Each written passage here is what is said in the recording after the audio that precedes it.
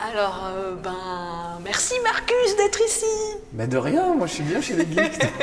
C'est un plaisir. Ah ouais, la Geek Unchained de Mulhouse. Mais oui, j'étais déjà venu. C'est vrai. Et j'avais adoré, c'est pour ça que je reviens.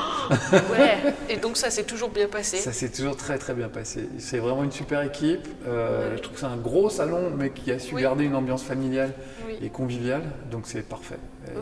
Et puis moi, bon, c'est un peu spécial. J'ai une façon de procéder sur les salons pour pouvoir rencontrer les gens vraiment dans un petit coin tranquille, un peu cosy, les yeux dans les yeux, qui ne fassent pas la queue 2 heures derrière une barrière. Et ici, vraiment, on met tout à ma disposition pour que je puisse recevoir les gens dans les meilleures conditions possibles. Donc c'est un vrai plaisir, quoi. C'est cool. Oh, c'est génial. Donc le lien avec le public, ça te plaît, quoi. Ah bah j'adore, je suis payé pour jouer, c'est grâce à eux. Donc à un moment, il faut les remercier. Donc je trouve ça super de pouvoir les rencontrer. On est geek, donc on a plein de choses à se raconter en fait. Oui, donc c'est jamais embarrassant, tu vois. J'ai une notoriété géniale, c'est qu'en gros, personne ne me connaît, sauf quelques geeks qui me connaissent depuis toujours, qui savent très bien ce que j'aime, ce que j'aime pas, qui, comme moi, aiment Star Wars, les Simpsons et tout. Donc on a des tas de trucs à se dire en fait. C'est génial. Et c'est super agréable, ouais, c'est très agréable.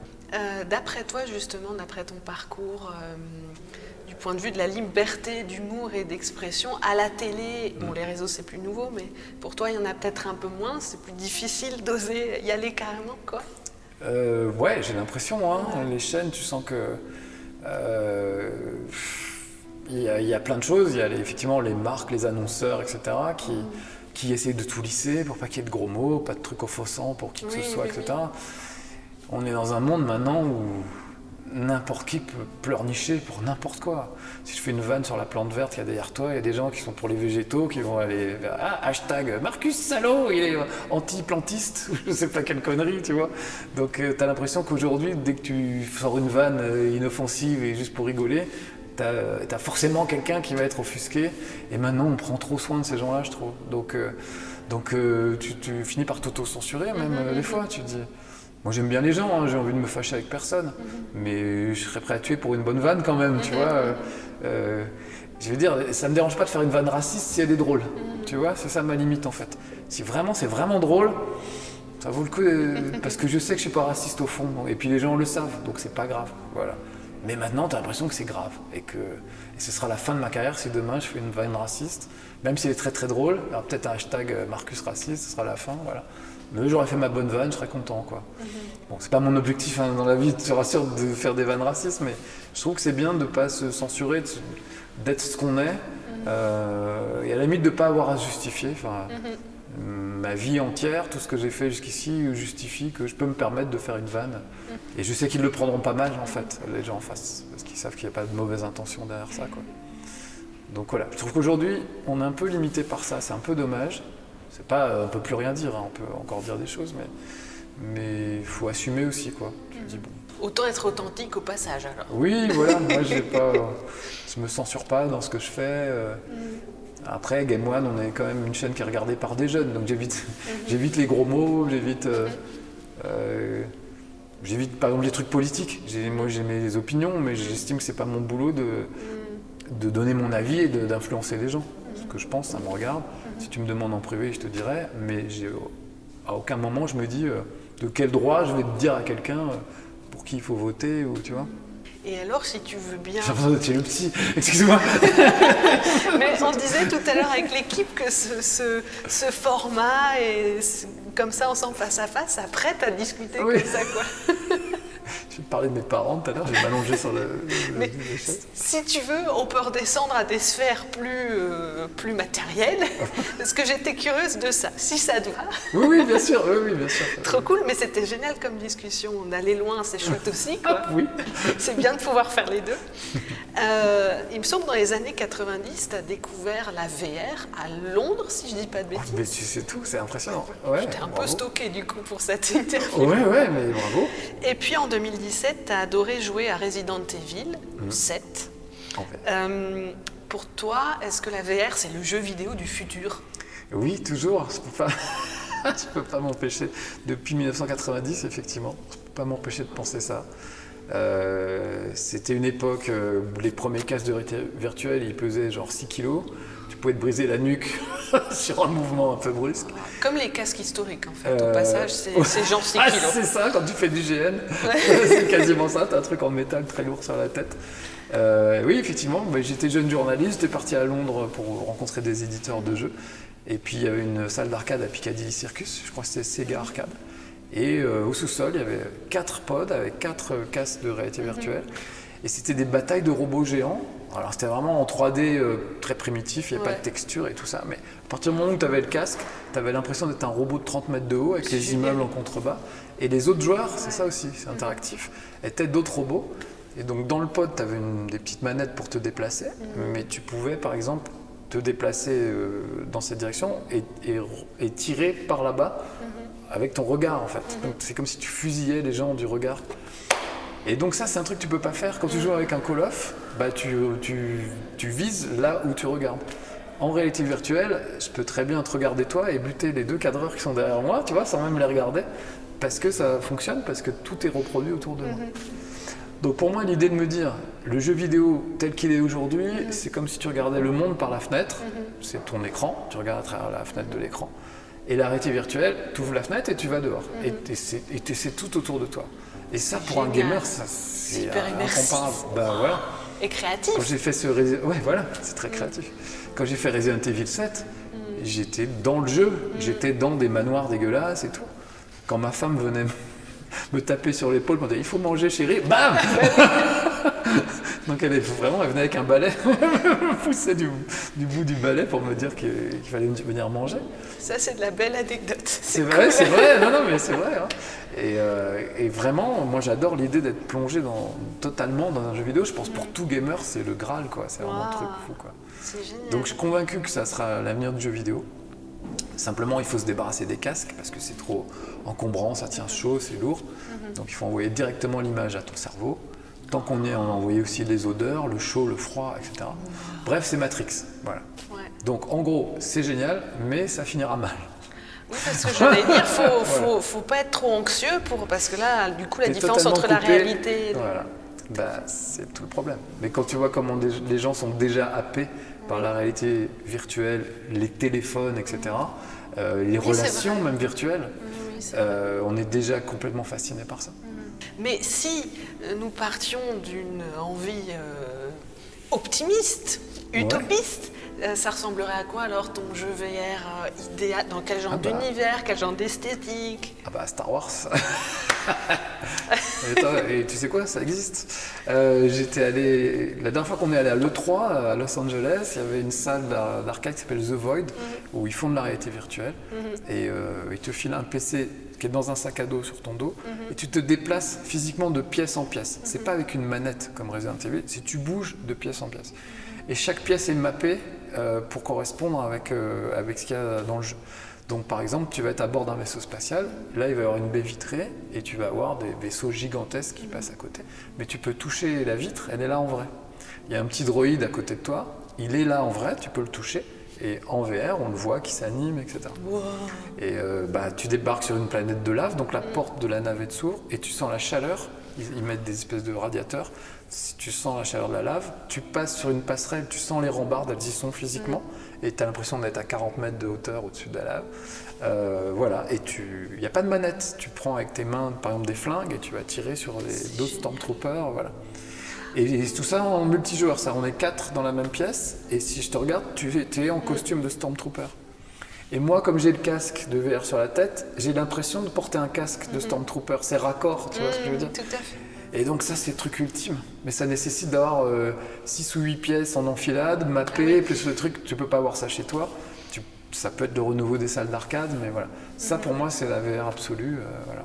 Génial. Donc c'est ça le top du top. Ouais, on y voit même d'autres utilités. Moi, en tant que comédienne, je me dis, mais ça pourrait être un training de fou. Je peux vivre des scènes de fou en réalité virtuelle pour m'entraîner à invoquer des émotions. Que sais-je, je pars en latte là, mais... Non, mais t'as raison. Franchement, c'est bien, comédienne du futur, c'est parfait. En tout cas, génial. Alors ça aussi, attention, j'ai fait ma petite enquête. Donc en 89, le magazine Micronews cherche un testeur de jeu. Et donc tu leur envoies un test sur Roger Rabbit. Ouais, et tu es engagé. Beaucoup plus tard, donc tu animes l'émission Level One sur Game One de 98 à 2017. Ouais, c'est ça. Ouais, 2007, pardon. Oui, je crois. Je ne sais plus quand il y a eu le break, mais ouais, il y a eu un petit break. Ok. Donc, payer pour jouer. Tu as été à l'aube de ça. C'est vrai. Ça va être le titre de ma biographie. Je sors ça en novembre et c'est Marcus, payer pour jouer, ça va être le sous-titre. Parce que j'allais te demander justement si tu es fier de cet héritage-là. Ah bah oui, j'ai mis du temps à comprendre en fait, parce que pour moi c'était normal en fait. En fait c'était naturel de faire ça, de faire Level One. Level One c'est ce que tout le monde fait quand on a des potes qui viennent à la maison. Alors il est bien le dernier Final Fantasy, bon bah assieds-toi à côté de moi sur le canapé, on va jouer 1 heure et puis tu sauras s'il est bien ou pas, et puis je vais te commenter en même temps. Voilà. Ça on fait tous ça chez nous, donc j'ai rien inventé en fait. J'ai inventé le fait de le faire à la télé avec un fond vert, et de diffuser ça pour que des gens regardent. Et à l'époque, l'idée de se dire, tu vas pas regarder quelqu'un qui joue au lieu de jouer toi-même, ça paraissait aberrant. Et moi je disais, quand tu regardes des joueurs de foot, c'est toi qui es sur le terrain. Non, c'est exactement la même chose en fait. Oui, mais parce que c'est du jeu vidéo, on va savoir pourquoi, les gens se disaient, mais non, le jeu vidéo c'est fait pour jouer soi-même, on va pas... Bah, le foot aussi c'est fait pour jouer soi-même à la base, enfin, tu vois. Allez, on déboule sur les terrains. Voilà, en VR. Voilà. Donc voilà, donc en gros pour moi j'avais rien inventé de particulier, si ce n'est que on a vu que tout le monde kiffait ça et que c'était vachement bien. Et puis dès que ça a été techniquement possible, y a plein de gens qui ont commencé à faire ça. À l'époque de Game One, on avait lancé un concours, on disait aux gens faites votre propre Level One. Et les gens étaient obligés ils n'avaient pas les moyens techniques de le faire. Donc par exemple il y avait un petit gars qui avait mis sa télé, il avait mis un miroir à côté de sa télé pour qu'on le voit, et il filmait lui, la télé et le miroir, pour faire un Level One. Parce qu'il n'avait pas de fond vert et tout ça. Voilà. Ouais, la plupart des gens, on les voyait pas, on entendait juste leur voix qui commentait le truc et tout ça. Mais tu vois, à cette époque, il n'y a qu'une chaîne de télé qui pouvait faire ça. Il fallait un fond vert, il fallait une machine pour récupérer l'image du jeu, la mélanger à l'image de l'animateur, diffuser. Parce que les gens nous avaient envoyé des cassettes VHS à l'époque. Il n'y avait pas Internet. En 98, Internet, c'était à la minute et t'affichais une image, il fallait une demi-heure pour afficher une photo.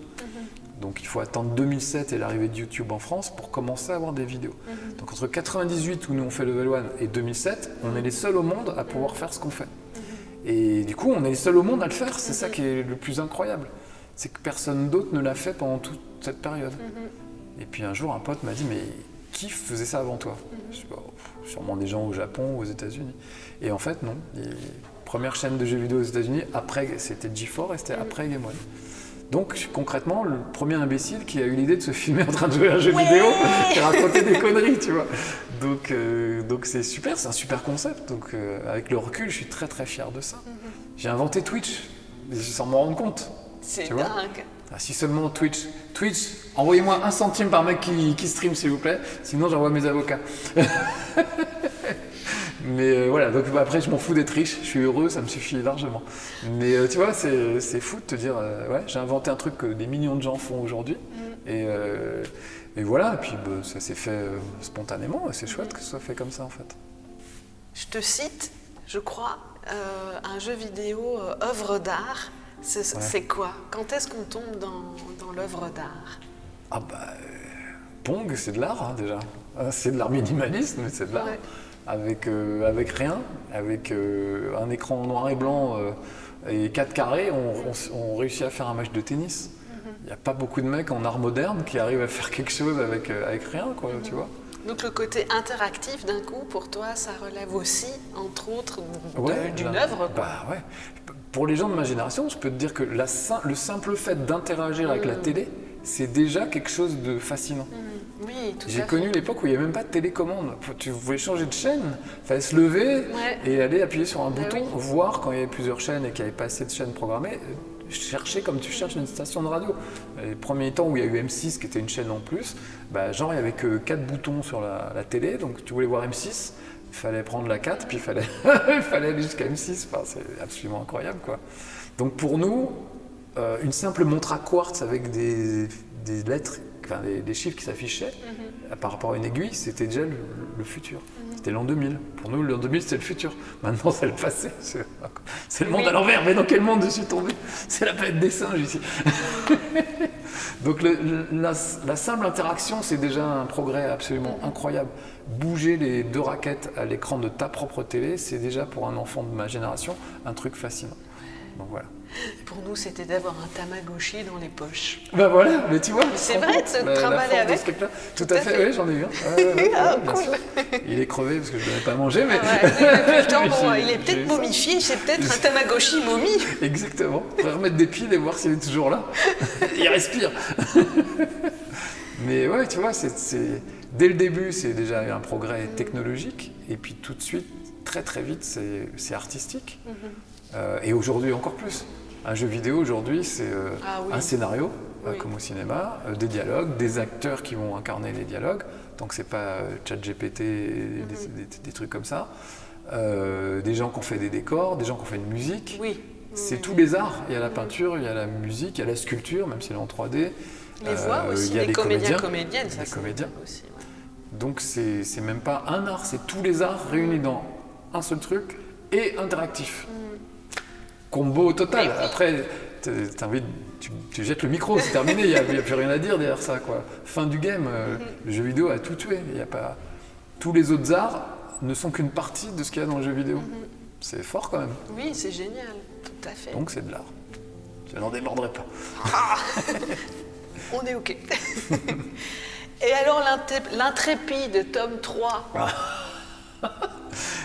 J'y pense, c'est dans ma tête. Mais c'est beaucoup de travail en fait. J'ai fait l'intrépide quand j'avais 9 ans, donc ça allait. Jusque-là, c'était pas trop compliqué. 37 ans après, j'ai mis les planches de cette petite BD qui était un hommage à Spider-Man et tout en ligne. Tout le monde a voulu la suite.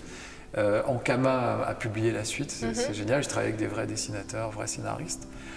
Donc ça a été super. Et on en a vendu 10 000 exemplaires. C'est autant qu'un Batman, pour te donner une idée en comics. Wow. Ah non, mais il s'est retrouvé à la Fnac à côté d'Iron Man par ordre alphabétique. C'est la plus grande escroquerie de toute l'histoire du comics, vraiment. Donc ça, c'était génial. J'ai fait un 2e tome en crowdfunding cette fois.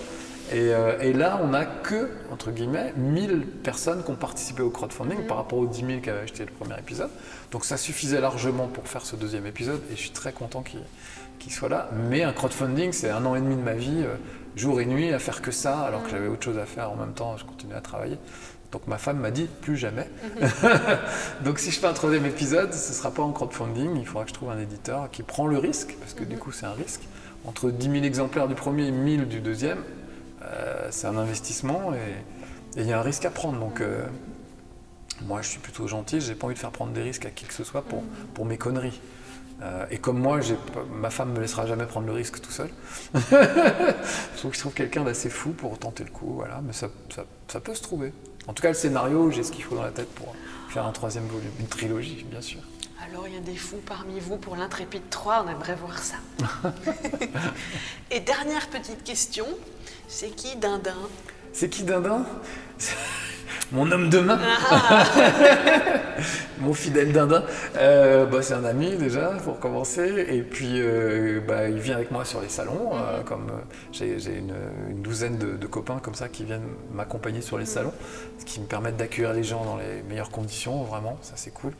En plus Dindin, lui, c'est aussi mon qu'on appelle ça, modérateur sur Twitch. Je suis beaucoup sur Twitch ces temps-ci. Et il veille sur moi à chaque fois, donc ça c'est plutôt cool. Voilà, et puis il a fait son petit jeu vidéo l'Intrépide de son côté, sur NES. Il s'est amusé à programmer sur la vieille NES. Génial. Et il s'est fait un jeu l'Intrépide. Donc voilà, dès qu'il y a une connerie à faire, ils sont toujours là. Donc voilà, donc je suis hyper bien entouré. C'est précieux ça, c'est trop. Ah, c'est super, vraiment.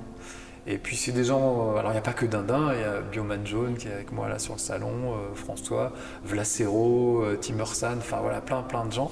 Je te dis, j'en ai une quinzaine à peu près. Et c'est des gens qui sont des spectateurs à la base et qui, à force de se voir sur les salons, de se rencontrer, deviennent des amis. Et puis après, on fait des geekeries ensemble, donc c'est cool. Est-ce qu'on peut l'appeler pour dire au revoir à la caméra? Mon Dindin, bien entendu, mon Dindin, tu veux venir? Donc bonjour la caméra.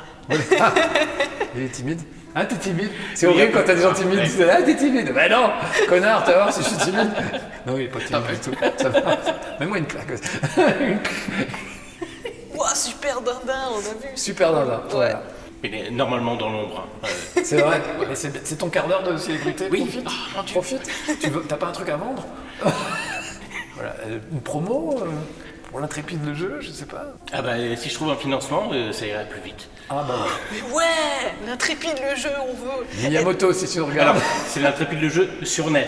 Hein, C'est vrai. Ah oui, mais avec des gros pixels qui tâchent, mais c'est ce qu'on veut, oui, c'est il y a parfait. des pixels comme ça. Il a tout fait tout seul, moi j'ai rien fait. La version VR avec des gros cubes. Oh, Ah, ouais. Ah, l'Intrépide en VR. Ah, Claire, ne fais pas ça, s'il te plaît, j'ai déjà assez de boulot. Ah, ça y est, maman, ça va la tête, ça y est, c'est moche. C'est le seul truc qui n'a pas été fait encore. L'Intrépide dans Minecraft pour les gros pixels. Oui, en VR. parfait, en VR. C'est le Bon, combo bah, ultime. Bon, bah allez, c'est reparti pour une geekerie. Oui, Je te remercie pas, Claire. Ouais. Merci beaucoup, Marcus. Je t'en prie, merci de nous avoir invités avec le Dindin. Merci, cool. Dindin. Et puis bonne suite de convention. Ouais, Merci super. beaucoup. On remet ça demain. On est très bien ici. On est vraiment bien reçus. Merci Geek Chain. On est bien reçus. Ouais. On reviendra.